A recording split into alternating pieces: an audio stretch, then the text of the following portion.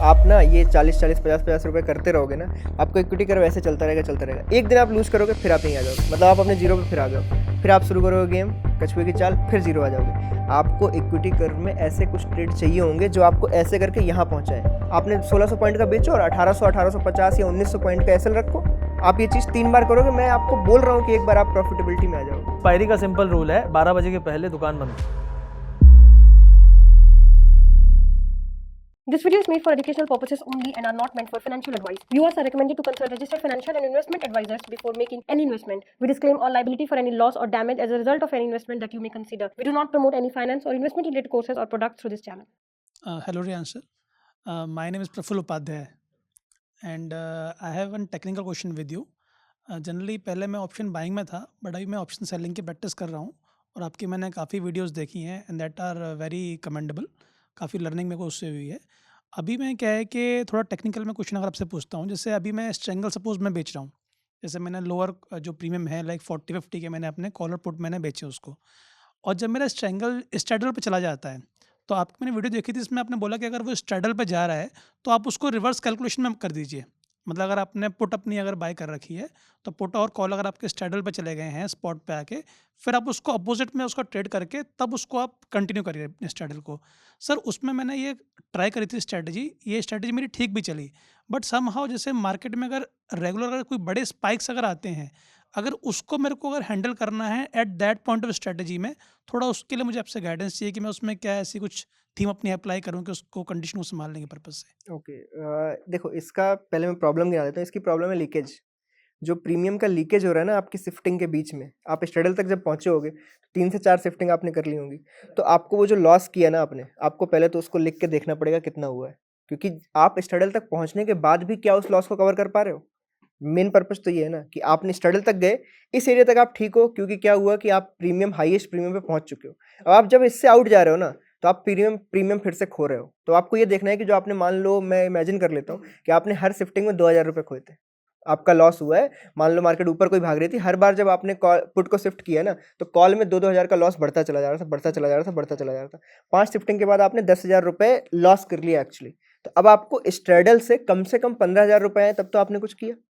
पर अगर आप स्ट्रेडल को जैसे ही शिफ्ट कर रहे हो, अब आपको यहाँ पे वो 5 एक्स्ट्रा नहीं बच रहे हैं और आपने 10 पहले से खो रखे हैं, तो इसका मतलब यहाँ पे गड़बड़ है। आपको इसको आउट नहीं लेके जाना चाहिए। आपको ये कैलकुलेशन खुद से सीखनी पड़ेगी, क्योंकि आपने जो शिफ्ट कर दिया ना, हम उसको भूल जाते हैं अगले दिन कि हमने शिफ्टिंग कर ली, हमारा नया स्ट्रेंगल बन गया या नया स्ट्रेडल बन गया, हम भूल जाते हैं उसको। तो इस चीज़ को आपको नोट डाउन करना पड़ेगा। आप या तो कोई सॉफ्टवेयर्स होते हैं, कई सारे प्लेटफॉर्म्स हैं, उनमें इनको नोट डाउन करके रखो। तो मैं ये बोलूँगा कि अगर स्ट्रेडल पे पहुँच गए हो, आपको अभी भी दिख रहा है कि आपके खोए हुए पैसे से ज़्यादा प्रीमियम है, तो आप स्ट्रगल पे रहो। लेकिन अगर शिफ्टिंग करते ही आपको लगे कि मेरे प्रीमियम अब इतना नहीं बच रहा है शिफ्टिंग करने की वजह से, कि मैं आउट जा रहा हूँ और मैं उसको संभाल पा रहा हूँ, तो मैं ये बोलूँगा इसको यहीं पे खड़े खड़े इसको आयरन फ्लाई बना दो, तब भी बेटर है। अदरवाइज आप इस चीज़ को शिफ्ट कर लो अगले मंथली में या अगले वीकली में, जिससे आप बेटर अर्न कर सको। मान लो कि मैं हार गया हूँ इस महीने, आपको ये चीज़ कभी कभी माननी पड़ती है। आप लास्ट तक नहीं लड़ सकते, ये हर जगह का रूल है। आपको देखना पड़ेगा कि अगर लड़ाई के लिए फाइट, जैसे मैं बैंक निफ्टी ट्रेड इसलिए ज़्यादा करता हूँ क्योंकि बैंक निफ्टी में प्रीमियम मेरे पास होते हैं कि मैं शिफ्टिंग करूँ तो एटलीस्ट मेरे पास इतना प्रीमियम हो कि मैं कवर अप करके अपने प्रॉफिट में आ सकूँ। Right sir, right. तो आपको ये समझना पड़ेगा कि हाँ मैं यहाँ पे हार रहा हूँ, अब मैं शिफ्टिंग कर रहा हूँ तो मैं नहीं कमा पाऊंगा, तो डू इट, पूरा कैंसिल कर दो ट्रेड को, नया ट्रेड बनाओ, अगले महीने का बना लो, 45 दिन पहले बना लो, आपको बेटर प्रीमियम मिलेगी। और हो सकता है मार्केट इतना तेज मूव किया, आप स्ट्रगल तक गए हो, तो अगला जो महीना हो वो साइडवेज हो। कई लोग, पता क्या होता है, कई लोगों की प्रॉब्लम ये है कि वो ये सोचते हैं कि ऑप्शन सेलिंग में आप कभी भी ट्रेड डाल सकते हो।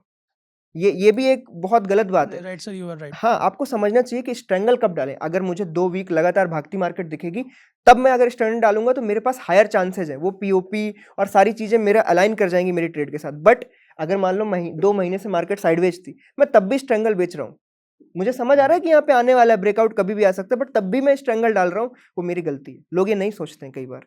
तो आपको प्राइस एक्शन हर जगह मैटर करता है, चाहे सेलिंग हो या बाइंग हो, कुछ भी करना हो आपको देखना पड़ेगा। तो अगर आप मार्केट को देखो, 2-3 वीक से अगर भाग रही है तो उसके बाद की ट्रेड आपकी ज़्यादा अच्छी जाएगी। आप थोड़ी रिस्की ट्रेड भी ले सकते हो। आपने जहाँ 40-40 रुपये बेच रहे थे, मेरे हिसाब से आप 80-80 बेच दोगे, तब भी आपको ज़्यादा प्रॉफिट हो सकता है। सर इसमें चीज़ और भी है, सपोज अगर मैं पहले नेकेड स्ट्रेंगल अगर मैं सेल कर रहा हूँ, अगर मुझे लग रहा है कि मार्केट में अगर मूवमेंट आ सकती है मतलब हिसाब से, तो मैं क्या पॉसिबिलिटी है उसको स्टार्टिंग में मैं आयरन फ्लाई बना के देन फिर उस वाले ट्रेड को मैं स्ट्रेटेजी को डिप्लॉय हाँ, करूँ? आप आयरन फ्लाई से आयरन कॉन्डोर की तरफ चले जाओ, उसमें कोई प्रॉब्लम नहीं है। आप अपने प्रीमियम्स के साथ ही आपको खेलना है, वो कैलकुलेशन नंबर का गेम है। आप अगर नंबर्स के साथ अच्छा खेलते हो तो आपको प्रॉफिट लॉस कैलकुलेशन के बाद ही समझ आ जाएगा कि मैं इसमें प्रॉफिटेबल हूँ कि नहीं। आपको मार्केट और आपकी जो ट्रेड मेकिंग है बिगिनिंग की, उसमें समझ आ जाता है बंदे को कि मैं सही जगह पे हूँ कि नहीं हूँ, एक आफ्टर एक्सपीरियंस। अगर मेरी बात करोगे तो मुझे अभी जैसे मार्केट दिख रहा है, जैसे लक्ष्य भाई ने बोला कि सारा ग्लोबली बोल रहे हैं कि यहाँ से आ सकता है, थोड़ा सा मार्केट साइडवेज ही हो जाए, क्या पता कोई आपको 5 साल तक कोई रिटर्न ही ना मिले, हो सकता है रिलायंस यहीं का यहीं बना रहे 5 साल, तो ये पॉसिबिलिटी है ना, बट इसका आप क्या फ़ायदा उठाओगे? तो आपको उस सोच के साथ ट्रेड बनानी पड़ेगी। बैंक निफ्टी अगर भागा है, आप उस सोच के साथ ट्रेड बनाओ कि अब मैं साइडवेज प्ले करूंगा। अगर बैंक निफ्टी साइडवेज है तो एक बार थोड़ा एनालिसिस करो और बुलिश और बेरिश ट्रेड भी बना सकते हो। कई बार जरूरी नहीं स्ट्रेंगल बिल्कुल 40-40 का ही बिकाओ, 100 और 40 का स्ट्रेंगल भी बेचा जा सकता है। आप अगर चार्ट रीडिंग अच्छा जानते हो या करते हो तो डायरेक्शन के साथ का गेम आ चुका है। अब वो गेम नहीं रहा कि 40-40 बेचेंगे और हम कमा के निकल जाएंगे। इसी वजह से ये नॉन वो डायरेक्शनल वाले लेजी फेल वो हो रहे हैं। लेजी गेम है। वो लेजी गेम है। आप मेरा थोड़ा मेरा मानना ये है कि जैसे सेम चीज़, जैसे देखो मैं रियांश भाई बहुत टेक्निकल हैं, इनकी वीडियो देख के मैंने भी काफ़ी ऑप्शन सेलिंग सीखी, लेकिन मेरी किस्मत थी कि 0 डे टू ऑप्शन के चक्कर में मारे गए। तो मेरे 10 बार मैंने ट्राई किया होगा, 10 में से 5 बार मेरा प्रॉफिट हुआ, 5 बार लॉस हुआ, और मेरी ऑप्शन बाइंग की एक्यूरेसी 75% है। तो मैं जिसमें बेटर हूँ, फिर मैंने कहा अरे यार छोड़ो यार, इसका लॉस अब रिकवर कर रहा हूँ ऑप्शन बाइंग करके, मतलब उल्टा लोग जाते हैं, मैं उल्टा कर रहा हूँ। तो मैंने ये सोचा कि गलतियाँ कहाँ थी ऑप्शन सेलिंग में, क्योंकि आपने ऑप्शन सेलिंग तो आप सेलिंग ही करो, आप जो कर रहे हो बिल्कुल सही कर रहे हो, लेकिन एक लेमन वे में जब मैं देखता हूँ प्राइस एक्शन, क्योंकि मेरी strength is price action, that's why मेरी accuracy is better in option buying. 75% accuracy for the 68% for the year थी मेरी पिछले साल, and for the last 6 month it was 80%, जो जब मेरे प्रॉफिटेबल थे, क्योंकि लॉस वाले मंथ भी थे। तो मैंने लेमन वे में ये सोचा कि जब 2 से 3 दिन का, आप लोग ज़्यादातर लोग क्या करते हैं ना, मार्केट कहीं नहीं जा रहा, 2 दिन ऑप्शन सेलिंग मिले, 2 दिन आपने डिके होता देखा, आप यही है, दिस इज इट, ले आओ भैया पैसा, स्ट्रेडल स्ट्रेंगल बना के बैठते हैं और सो जाएंगे। तो होता क्या है कि before it gets into range में आने के पहले सारा खेल है, रेंज में आने के बाद तो डरने वाला टाइम शुरू होता है। तो मैंने ये देखा, जब भी मान लो 3-4 कैंडल बने, नॉर्मली 3 बट मैक्सिमम 4, रेड और ग्रीन, और स्ट्रेच है करीब 500-800 पॉइंट का, 500-600 पॉइंट 700 पॉइंट का निफ्टी में, और करीब 1000-1200-1300 पॉइंट का बैंक निफ्टी में, एवरेज बोल रहा हूँ, थोड़ा 200-300 ऊपर नीचे हो सकता है। इतने स्ट्रेच के बाद जिस तरफ वो जा रहा था, सपोज फॉल आया, तो फॉल जब आएगा वो, तो आप देखोगे कि पहले 3 रेड कैंडल बनेंगे, एक ग्रीन आएगा, फिर एक और रेड रीटेस्टिंग करने की कोशिश करेगा, हो सकता है ब्रेकडाउन ना करे, हो सकता है फिर वो जिगजैग करके वहीं पे डब्ल्यू बनाए या ट्रिपल, जो भी है। मेरा पॉइंट है कि जो स्ट्रेच है, अगर वो रेड था स्ट्रेच, तो आपको पुट सेलिंग की तरफ ज़्यादा जाना है। लेकिन पुट सेलिंग आपको वहाँ पे, जो आपने कहा कि मैं यार सेफेस्ट भी अगर खेलना चाहूँगा तो 100 रुपये का प्रीमियम बेचूंगा, वो भी किस दिन, जिस दिन रेड कैंडल बना हुआ था। आप लोग क्या है, शांति का वेट करते हो, तूफान में ही बेचना पड़ेगा पैसा कमाने के लिए, क्योंकि आप लेने के बाद तो तूफान के लिए डरते हो ना, कि भाग गया इधर उधर, तो डर तो तूफान से ही है। तो मेरा ये एक्सपीरियंस रहा है कि 2 से 3 कैंडल अगर बने हैं, कई बार 2 ही बनते हैं, 3 बनते हैं, कई बार 5-5 ग्रीन कैंडल बन जाते हैं, लेकिन आपने देखा होगा जब 5वां ग्रीन कैंडल बनता है, उसके बाद से मार्केट बहुत लंबा साइडवेज चला जाता है, करीब करीब हफ्ते भर, 5 से 6 दिन। तो वो 5 से 6 दिन जो आने वाले हैं ना, उसके लिए प्लान करोगे आप हमेशा उसे स्ट्रेच के बाद। तो जब भी रेड कैंडल 3-4 बने, उसके बाद आप देखो कंसोलिडेशन 3 से 4 दिन का है। 4 दिन बहुत होते हैं, क्योंकि रोज एक्सपायरी है। आपका सेंसेक्स रेंज में आ जाएगा, आपका फिन निफ्टी रेंज में आ जाएगा, मिड कैप रेंज में आ जाएगा, खाओ ना इन सब के प्रीमियम लाइन से, क्योंकि सारे रेंज में आ जाते हैं उस मूवमेंट के बाद। तो मेरा ये पॉइंट है कि rather than thinking too much about कि क्या बेचना है, फर्स्ट ऑफ ऑल थिंक कि क्यों बेचना है, क्योंकि अगर क्यों क्लियर नहीं है तो क्या बेचना, फिर क्या ही फर्क पड़ेगा। क्योंकि आप तो सोच रहे हो कि यार इजी गेम खेलना है, इजी गेम ऑप्शन सेलिंग नहीं है, ऑप्शन बाइंग नहीं है, स्टॉक मार्केट ही इजी गेम नहीं है। तो when you play the tough game you make results easy. जब आप you play the easy game, results banana tough होता है, क्योंकि 1 दिन 2 दिन में वो लेके चला जाएगा, क्योंकि आप शांति में ऑप्शन सेलिंग कर रहे हो, शांति में वैसे ही प्रीमियम खत्म हो चुके होते हैं। इक्विटी कर्व का गेम है, मतलब अगर आप ना ये 40-40, 50-50 रुपए करते रहोगे ना, आपको इक्विटी कर्व ऐसे चलता रहेगा। एक दिन आप लूज करोगे, फिर आप यहीं आ जाओगे, मतलब आप अपने जीरो पे फिर आ गए हो, फिर आप शुरू करोगे गेम कछुए की चाल, फिर जीरो आ जाओगे। आपको इक्विटी कर्व में ऐसे कुछ ट्रेड चाहिए होंगे जो आपको ऐसे करके यहाँ पहुंचाए, और फिर उसके बाद आप शायद साइलेंट रहो, फिर ऐसे। तो चाहे ये 2 महीने में एक ट्रेड आए, बट ऐसी एक ट्रेड इंपॉर्टेंट होती है। तो आपको बड़ा प्रीमियम ऑप्शन सेलर के लिए ना, जो हाई आईवी, ये इलेक्शन वगैरह बड़े प्रीमियम वाले दिन होते हैं ना, जिस दिन जिगरा दिखाना होता है, उस दिन दिखाना पड़ेगा, तभी आपका इक्विटी कर्व ऊपर जाएगा, अदरवाइज कोई ऑप्शन नहीं है आपके पास। तो आप ट्राई करो कि 40 की जगह 100 कैसे बेच पाओगे, और उस 100 में कैसे महारत हासिल करोगे, 100 के बाद 200 कैसे बेच पाओगे। अब कई लोग हैं 1000 रुपये का बेच रहे हैं और उसको होल्ड कर जाते हैं पूरे वीकली, पर उसके लिए कॉन्फिडेंस चाहिए ना, कॉन्फिडेंस आएगा, थोड़ा सा आपको ना बड़ी लहरों में तैरना सीखना पड़ेगा। सर मेरा अभी नेक्स्ट क्वेश्चन आपसे यही था, सर आपने सर 1000 वाला प्रीमियम आपने बेचने के लिए बोला। अभी सर मैं अभी सितंबर रनिंग में है, मैं अगर अक्टूबर या नवंबर के अगर मैं प्रीमियम देखता हूँ तो सर लाइक 2000, 1600, 1400 इतना से इसका प्रीमियम का प्राइस रहता है। जब मैं अक्टूबर एंड में बैठा हूँ या फिर मैं नवंबर मिड में होऊंगा, तो मैं देख रहा हूँ जो 1600 वाला जो प्रीमियम है वो इस टाइम ट्रेड हो रहा है 250 रुपये पे, या 300 रुपये ट्रेड हो रहा है, 100 रुपये पे आ गया। तो सर ये जो प्रीमियम जो डिके, जैसे आपने बोला प्रीमियम डिके होता है, तो अगर सर मुझे ये डिके वाला पार्ट अगर मुझे इन फ्यूचर स्ट्रेटजी में अगर देखना है, अगर मुझे वो डिके खाना है, 1600 का प्रीमियम मुझे अगर 300 पे खाना है, अगर 500 का प्रीमियम खाना है, तो थोड़ा सर उसके लिए मतलब कैसे हम काम कर सकते हैं? जैसे अभी लक्ष्य भाई ने बताया। हाँ, इसी का मैं जवाब देता हूँ पहले, फिर ये रियांश भाई टेक्निकल देंगे। कोई भी प्रीमियम आप उठा लो, कोई भी प्रीमियम 2 हफ्ते, 3 हफ्ते, एक अगले हफ्ते से लेके 2-3 हफ्ते तक का कोई भी प्रीमियम मुझे दिखा दो किसी का कर्व ऐसा हो। पॉसिबल ही नहीं, सबका कर्व possible ऐसा ही ही है, नहीं। सबका, वो नीचे लैंड ही हो रहा है वो।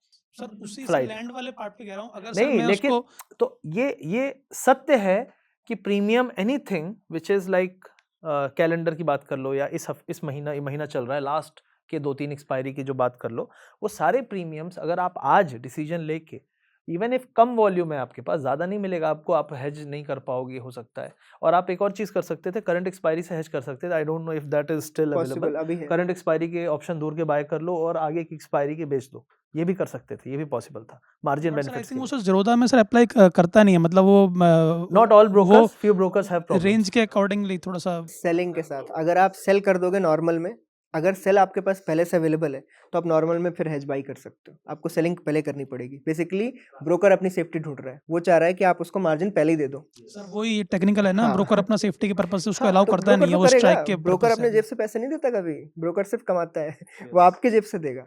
तो आप अगर बड़े प्रीमियम्स की बात करें, जैसे लक्ष्य भाई ने बोला कि आपको वेट करना पड़ेगा उस बड़े प्रीमियम को बेचने के लिए। आप अगर वो 4 ग्रीन कैंडल आपको मिल जाए, तो आप वो बड़ा कॉल बेच के देखो ना, जिगरा दिखाओ 200 पॉइंट का लॉस लेके। आपने 1600 पॉइंट का बेचो और 1800, 1850 या 1900 पॉइंट का एसएल रखो। आप ये चीज़ 3 बार करोगे, मैं आपको बोल रहा हूँ कि एक बार आप प्रॉफिटेबिलिटी में आ जाओगे। आपको एक बार मिल ही जाएगा वो 1600 का 1000 पे 50 book रुपए, करने 100 रुपए वाला game is a old thing, old thing, It is बहुत not- रिस्क, और अब बहुत रिस्की है बहुत इस टाइम रिस्की पे। है। मैंने बोला ना 2 दिन पहले ही आपको राम राम करके निकल लेना है, तो आप तो बोल रहे हो नहीं यार मैं तो आज ही हूँ और आज ही उस 50 को देखना चाहता हूँ जीरो होते। That is to risky. नहीं सर, ये क्वेश्चन मेरा अभी एक सर, अच्छा आपने जो चीज़ बताया ना, उससे एक क्वेश्चन और जनरेट हो के आया है अभी sir. Last to last week expiry की बात है, हम निफ्टी की बात कर रहे थे, निफ्टी सर पूरा साइडवेज था और आई थिंक 230 के आसपास उसमें एक स्पाइक आई थी बहुत ज़ोर से। आई थिंक वो हर किसी को वो दिन करेक्ट पता है। करेक्ट, हाँ। सर मैं पूरा प्रीमियम खा रहा था बैठ के, मुझे कोई दिक्कत नहीं थी, बिल्कुल एंड तक चल रहा था। वो जो स्पाइक आया ना, उसने एकदम से तोते उड़ा दिए। मैं लिटरली बता रहा अब हूँ यहाँ पे 50 का था, 10 पे चल रहा है। सर, 2.5 रुपये का प्रीमियम 150 पहुंच गया। हाँ तो आप सुनिए 2.5 तो, रुपए पे बैठे थे ना। जो सुनिए, सर ने भी बोला है एक्सपायरी सर, का मैं सिंपल रूल है 12 बजे के पहले दुकान बंद कर दो। यही सर मैं सोचा कि आप जब भी अगर एक्सपायरी पे अगर उससे एक दिन पहले ट्रेड करना है सिर्फ तो एक ही 1 बजे खतरा दुकान रहेगा बंद कि करना है। गैप आपको मार दे, लेकिन गैप होने के चांसेस, एक्सपायरी के दिन मैंने कई गैप्स फिजल आउट होते देखे हैं, gap up fizzle out, gap down fizzle out. तो मोस्टली अगर आप 10, 11, 12 बजे तक भी अपनी पोजीशन क्लोज कर दोगे, अगर आपको फिर भी नहीं जा रही लत कि मुझे उस दिन तक बैठना है, तो 12 बजे इज द कट ऑफ। 2 बजे is not the cut off, क्योंकि वो मूव 1 से 1:30 से 2, 2:30 बजे तक कभी भी शुरू हो सकता है। But I think 12 o'clock is a safe thing. उससे पहले ही आप अपनी दुकान बंद करो और अगले हफ्ते में शिफ्ट हो जाओ, या जो भी करना चाहते हो करो, लेकिन उस दिन वाले में आपको नहीं होना है। बट लक्ष्य जैसे मतलब मैंने काफ़ी टाइम, मैंने जब मेरा वो दिक्कत हुआ ना इस स्पाइक वाला, फिर मैंने बैक टेस्टिंग करी, मैं पिछले टाइम पे भी गया, तो ऐसा नहीं मतलब वो ऐसे कई एक्सपायरी पे आया है, या वो बैंक निफ्टी में आया या फिर निफ्टी में आया, और टाइम फ्रेम भी उसका वही है, वो 1:30 बजे 2 बजे वो चीज़ स्टार्ट होती है। तो झेल सर चुके क्या हैं हम मतलब ये कुछ यूरोपियन सर मार्केट का भी असर रहता है कि मतलब नहीं, वो ओपन हो रहे हैं या आप फिर मतलब भूल जाओ, इंडिया में किसी मार्केट का कोई फर्क नहीं पड़ता। ये सारा गेम यहीं के लिए बनाया गया है। मुझे याद है ग्लोबल मार्केट नैस्डैक 700 पॉइंट गिरा था, Indian market 600-700 point, bank Nifty gap down open हुआ था और क्लोज हुआ था 800 पॉइंट ऊपर। ठीक है, वो दिन 1600 कितने 1500-1600 पॉइंट का कैंडल बनाया था उसने। तो यहाँ पे कुछ चलेगा नहीं चलेगा, there is no script. The only thing which you have to understand is क्या ये गिरने से रेजिस्ट कर रहा है, क्या ये उठने से रेजिस्ट कर रहा है। ये तो मान नहीं रही, तो ऊपर ही जाना चाहता है। अगर जाना चाहता है तो join it. So don't be adamant. यहाँ पे आपको प्राइस एक्शन, मैंने कहा ना सब कुछ प्राइस एक्शन है। प्राइस क्या बोल रहा है, प्राइस जो बोल रहा है सुन लो, नहीं तो प्राइस आपको फिर समझा देगा अच्छे से। और वो जो स्पाइक्स हैं, स्पाइक्स किसी के कंट्रोल में नहीं है, किसी के। मतलब 3 बजे जो स्पाइक हुआ है कल, I have rarely seen this kind of spike. मतलब it was like I think 250 point Nifty spike. Sir कल जब सेशन स्टार्ट जब हुआ था तो मैं 5 मिनट्स की मैंने कैंडल देखी, तो वो कैंडल एकदम बेरिश मोड में थी। तो मैंने लगा थोड़ा सा मार्केट का सेंटीमेंट हल्का सा बेरिश टाइप में है, बट थोड़ा सा उसने साइडवेज करा, फिर वो रिकवरी करना धीरे करके स्टार्ट हो गया। तो मैंने सेल करी थी, तो कॉल सेल में मेरे को हल्का सा लॉस हुआ, तो मैं स्टॉप लॉस लेके अपना वहाँ से बाहर हो गया। फिर मैंने कॉल बाय करने प्रोग्राम बना, चलो ठीक है मार्केट ऊपर जा रहा है, कॉल बाय करते हैं।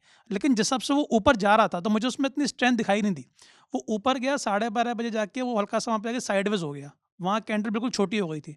उसके बाद सर सडन सर जो ये इसने नीचे का 150 ब्लड पॉइंट का बाथ रेड दिखाया मारा। है इसने, हाँ। तो सर मतलब जैसे अगर ऊपर जा रहा है तो स्ट्रेंथन है सर। अच्छा, ये जो ब्लड बाथ सर ये मतलब क्या शो करता है, मतलब क्या ये चीज़ है? है रिटेलर के कितने हार्ट बीट्स में कितना दम है, वो टेस्ट किया जाता है इस मार्केट में। आप में कितना दम है। Seriously it is same. मतलब आप इसको क्या जवाब, मतलब आप बोलोगे इसका क्या रीजन है, ये कोई नहीं जानता उसका क्या रीजन। सर 400 वाला प्रीमियम 185 पे आ गया कॉल का, और वो 185 का जो प्रीमियम आया था वो उसने 400 का लेवल भी तोड़ दिया उसके बाद में। मतलब मैं उसने सर आपको एक दिन मेरी एक ट्रेड बताता हूँ, अभी कुछ शायद 3 हफ्ते पहले की बात है। वही मैंने रीज़न दिया था ना कि मैं ऑप्शन बाइंग भी कभी-कभी करता हूँ। तो मुझे ना सेलिंग करने के लिए प्रीमियम मिल रहे थे 70 और 65। मॉर्निंग की बात बता रहा हूँ मैं, 9:45 की, और ये ऑलमोस्ट एट द मनी की बात बता रहा हूँ मैं, एट द मनी से 100 पॉइंट अवे की। तो मुझे समझ आ गया था कि मैंने अगर अभी सेलिंग करी ना और मेरी क्वांटिटी के हिसाब से करी, तो आज 10 लाख कहीं नहीं, सीधा माइनस होना है। तो मैंने क्या किया, मैंने सोचा कि एक काम करते हैं, हाफ क्वांटिटी से बाइंग डाल देता हूँ दोनों की, और दोनों में ना एक एसएल डाल देता हूँ, 20 पॉइंट इसका 20 पॉइंट उसका, दोनों साइड में एसएल।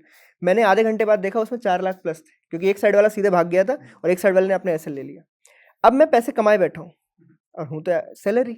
तो मैंने सोचा एक काम करते हैं, अपना दूर दूर से 40-40 रुपए बेच देता हूँ। किया ना, इतना मार्जिन तो आ गया अपने पास में हाँ, कि अब उसका मेरे लॉस पास बियर 5 कर लाख लेंगे। प्लस है, अब मैं दूर दूर से बेच देता हूँ। मैं सच बता रहा हूँ, जो दूसरी साइड वाला एसएल कटा था ना, वो वापस से गया 250। जो दूसरी साइड वाला 250 गया जिससे मैंने बाइंग में कमाया था, वो 250 से गया वापस 20। मैं अंत में फिर से -5 में था उससे। तो मैं बता रहा हूँ ना, सेलिंग को आपको समझना पड़ेगा। आप एक सेलर हो ना, आपका मेन पर्पस क्या है? बड़ा प्रीमियम बेचना और छोटे पे बुक करना, सिंपल है। एक्सपायरी के दिन अगर आपको पहले से समझ में आ रहा है कि अब मेरे पास वो प्रीमियम बचा ही नहीं है बेचने लायक, और आप तब भी बेचने जा रहे हो, तो मेरी वाली गलती होगी, आपको सर लॉस आपने बुक बताया करना था है। कि जो पहले ही प्रीमियम सोल्ड आउट हो चुका है, आप उसको और बेचने जा रहे हो तो बिकेगा ही नहीं ना, तो वो वही ना, आप गलेगा ही नहीं वो प्रीमियम। ₹2.5 की चीज को आप क्या बेचने जा रहे हो? क्या करोगे उसका? अब कहाँ ले जाओगे ₹2.5? ₹1.5 तो आपको ब्रोकरेज में देना है, फिर थोड़ा बहुत इधर चार्जेस में देना है, आप क्या देखिए, तो कमाओगे? यहाँ यही तो बात हम कर रहे हैं, टेक्निकल। ओवरबॉट है तो ओवरबॉट है तो मैं कॉल बाय नहीं करूंगा, ठीक है। मैं वहां पे कॉल सेल करने की सोच सकता हूँ, क्योंकि जो चीज़ 100 थी वो ऑलरेडी 250 चल रही है। हो सकता है वो 400 चली जाए, लेकिन प्रोबेबिलिटी इज लेस। लेकिन अगर वहां से, क्योंकि आजकल का मार्केट तो हमें यही सिखा रहा है ना कि भाई जो चीज़ सस्ती है वो महंगी होगी, जो चीज़ महंगी है वो सस्ती होगी। जो चीज़ महंगी हुई है रिसेंटली में, मतलब मार्केट अगर नीचे से ऊपर गया है तो फिर वहां से और ऊपर चला जाए, उसके चांसेस कम है। एक्सपायरी के दिन होता है कभी कभी, लेकिन हमेशा नहीं होता। आप देखो जो स्पाइक हो रहा है वो रेंज से स्पाइक हो रहा है, ऐसे स्पाइक नहीं हो रहा है। वो यहाँ पे है, कहीं कुछ नहीं हो रहा, कुछ नहीं हो रहा, कुछ नहीं हो रहा। 2 बजे 2:30 बजे अचानक से और सर वो स्पाइक भी मतलब इतना बड़ा जंप था, मतलब कि उसमें 100-150 हम पॉइंट समझ ही नॉर्मल। नहीं पाए कि एकदम से अचानक क्या हुआ, और ऐसी कोई न्यूज़ भी नहीं थी, ऐसा कुछ जो चीज़ें बताई हों, वो एकदम जंप सर उसके अंदर आया ये वाली चीज़ें।